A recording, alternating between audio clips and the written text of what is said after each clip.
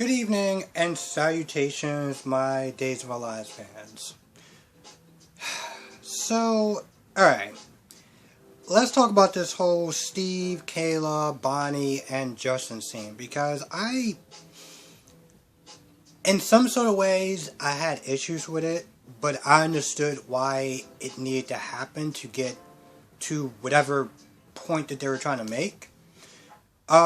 Justin and Bonnie are, having dinner or whatever, and they just finished and they're there talking, and they see Steve and Kayla. Now, Bonnie's like, why don't you come and join us?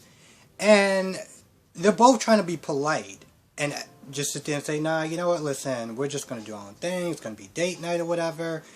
Y'all already seem like y'all ate, we good, but Bonnie just keeps pushing and pushing and pushing.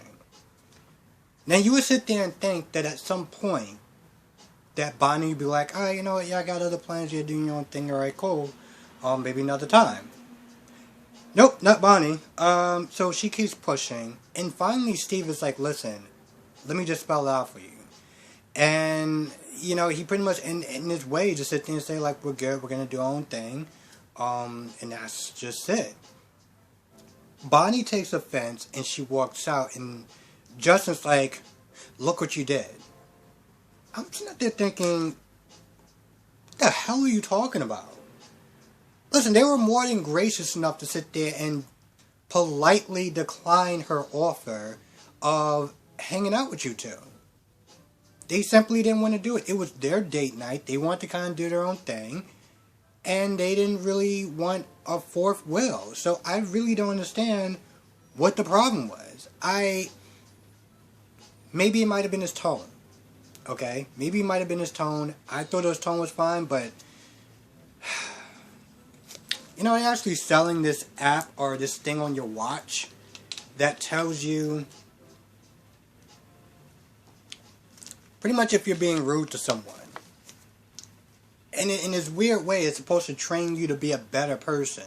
I'm not joking. I'm being dead ass serious. There's like an app you could put on your phone or your watch or whatever. And like if you say something in a certain tone and you think you said it fine, and you look at the app and they'll be like, oh well, your tone was too aggressive or whatever. Yeah. But anyway, I really didn't think it was an issue with the way he said it, but Justin did, and he got all upset, and he was like, well, I'm very happy with Bonnie, and yada, yada, yada. And then this brought up the whole thing, how Steve felt about what, she did to Adrian, and all the hell that Bonnie put her through. So, it's with a lot of built-up, resentment for her. So, of course, they got into an argument, and then, Caleb kind of brought him outside and talked to him and kind of reminded him that, listen, he was gracious enough to sit there and back off when we decided to get back together. Really? That's how you recount that whole thing? He was gracious enough? Because that's not how I saw it. Okay, I saw it as you picking Justin as some sort of consolation prize. And then when Steve decided he actually wanted you back, you couldn't wait to get back to him. And you kind of was just like, eh. And Justin, being a much better person than me, and, decided that it was, the right thing to do, and he backed off and he let her be with who she wanted to be with.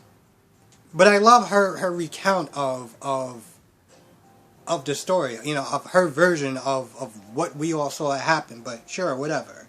So anyway, she kind of gets Steve to, kind of realize that you might have been going a little bit too hard on him about the whole about the whole Bonnie and Adrian thing, and, maybe just kind of be his brother and just kind of chill out a little bit. So he goes back in there, and long story short, he apologizes and says, they're going to do a double date night, and he agrees. So yeah. But I'm not going to lie, I felt like, again, this whole scene was taken out of context. In some ways, I felt like they took it that way because they had to. And in reality, All Steve and Kayla said was, we're good.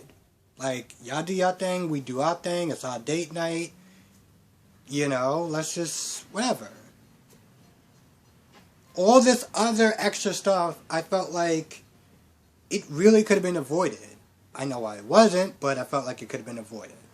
Now Bonnie, you know what? I'm gonna have to get to the other part so it can actually make sense.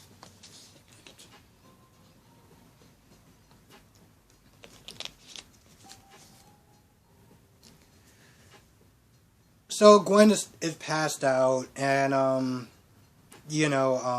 Gabby and Abby are sitting there, like arguing about who's gonna do what and take turns and stuff like that. And Abigail's being all critical, like, oh, well, you should have thought of this when you did that. And Gabby's like, listen, I'm the one that actually did all the heavy lifting, and you're standing there just like criticizing. And I'm not gonna lie, I could really understand where Gabby's coming from. She did drug this girl, and now she's sitting there getting judgmental comments and backtalk from Abby about how practically she's not being effective, whatever the hell it is that she's supposed to be. So they argue back and forth, and they decide to pretty much dump her ass in the damn laundry cart.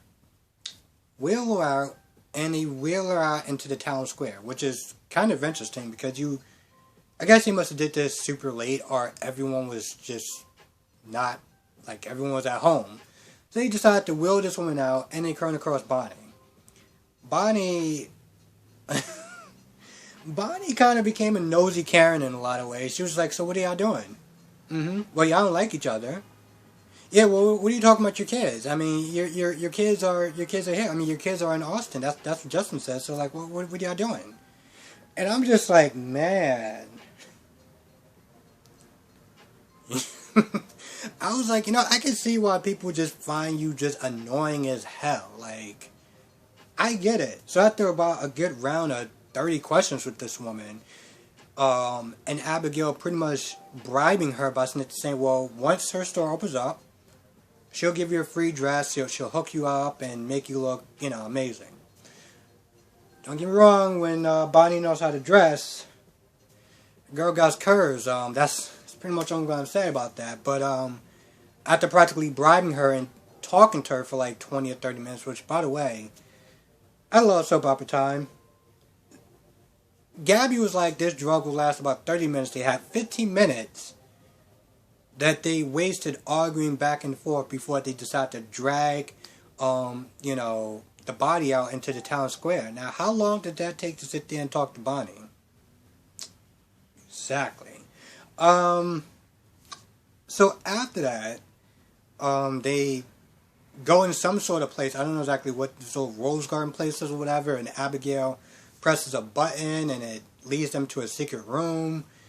And I'm just like, man, I'm getting Cassadine vibes all over again. GH, by the way. So they pretty much put her in this room. Abigail tells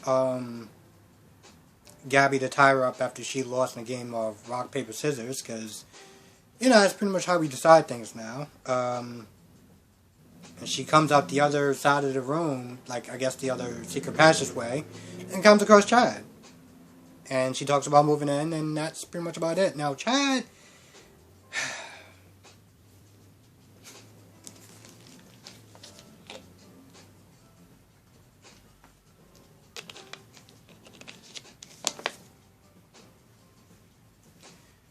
Chad was having Chad was pretty much having an argument. He was pretty much chewing Jack out. Now, Jack was talking to Jennifer for like 3 minutes because for some odd reason that scene needed to like be there. I'm not gonna lie, I get in some ways why it's there, but sometimes it's like, alright, so we saw Jennifer like a total of 3 minutes? Probably less? Awesome. And then we didn't see her for the rest of the time, for the rest of the episode. So that's something. So anyway, Jennifer pretty much told Jack to take it easy on himself, not be so hard, and not, be so guilty of stuff that you couldn't change, And then that was it. And then he talked to Chad. Now Chad pretty much got on him because Jack was defending Gwen, saying she had a rough childhood, and Abigail needs to back off, and she wouldn't have done the stuff that she did if yada yada yada. Now Chad, in a lot of ways, Chad really got at him because he was like, "You're defending Gwen." First of all that, her growing up without a dad, where's my violin at this point? A lot of people grow up, with tough childhoods and stuff like that, and they still turn out to be decent people. Which is true. It's not always the case, but for the most part it's true. And even with that being said, just because you had a bad childhood, it doesn't give you an excuse to go around hurting other people. So I understood exactly where Chad was coming from. And I give him points for him sitting there trying to defend his wife. I do. Now, here's the thing. At the very least, Jack was like, listen, all I'm trying to do is give Gwen the love and support that I should give her as a father, I'm not sitting there trying to side, one door, pick one door or the other, but they're both my children. And you know what? I felt in a lot of ways Chad should have understood that. Because Chad was like, listen, I'm a father and I get it. But I'm like, okay, but you have two children.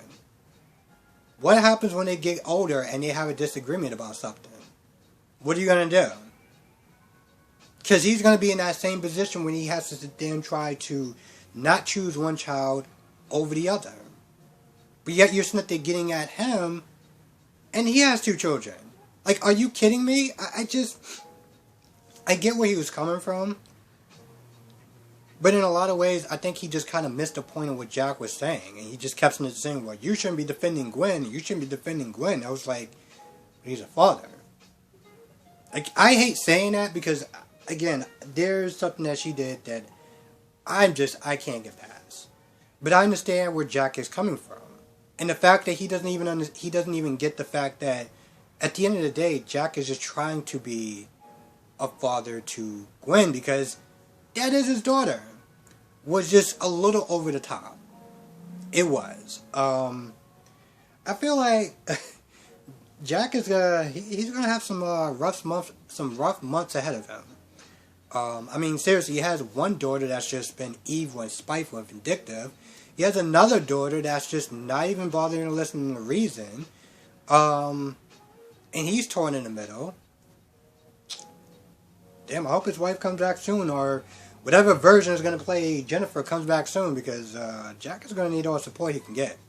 Which, by the way, he did wind up talking to Steve and Kayla at the end. I knew I forgot something about all the stuff that he's going through. What else? Yeah. Now the last thing I want to sit there and talk about is Xander and Sarah. And I kind of picked that last for a couple of reasons. So in the beginning, there was this really funny scene of this woman being below the equator of Xander. Now he had on a kilt, and Sarah walked in, and Sarah was just like, what the Now, I can appreciate adult humor. I really can. I grew up watching Married with Children. So when I tell you that I can appreciate this joke, I really can. So I had a good laugh. 1 second. So yes, I appreciate the joke. It was funny. It turned out that, Xander wanted to wear, like, I guess a Scottish kilt and whatever. So he had to get it, like, fitted or whatever. And after Sarah calmed down and kind of realized what was going on, she felt pretty silly. And I'm not going to lie, I think that was probably the only enjoyable... For me, that was the only enjoyable part of their scenes. After that, they were just cutesy and, making out and... talking about, what the hell did they talk about? Because I'm not gonna lie, part of me was just like, I kind of tuned out there after a while. They talked about Chloe not pretty much giving them their blessings, but Sarah was like, whatever, and that was pretty much about it. And then they kissed, and that was really it. I'm trying. Here's the thing. I know that there are a lot of Sarah and Xander fans, so I'm trying not to dump on the scene too much. But for me personally, after the whole little joke thing, their scenes for me just kind of went a little. I don't want to sit there and say downhill, but it didn't really do much for me. I'll say that. It didn't really do much for me. And that was pretty much about it. I think they talked about, Sarah, Sarah asked, are you sure with, going, like, having a wedding at the house? And, Xander was like, listen, we're family. We're going to sit there and fight. That's just what we do. And yeah, that's pretty much about it. After that, they got all cutesy and everything like that, and I started looking at my phone, so, and then I don't remember seeing them throughout most of the episode after that point anyway, so, but I'm pretty sure people, again, that like the Xander and Sarah scenes would have found that really great, so, yeah. Anyway, with that being said, I think that's actually about it. I don't think I missed too much of anything, and if I did, please write it down in the comment section below. With that being said, I'm going to go. Be safe, everyone. I will catch everyone in the next review, and thank you so much for watching.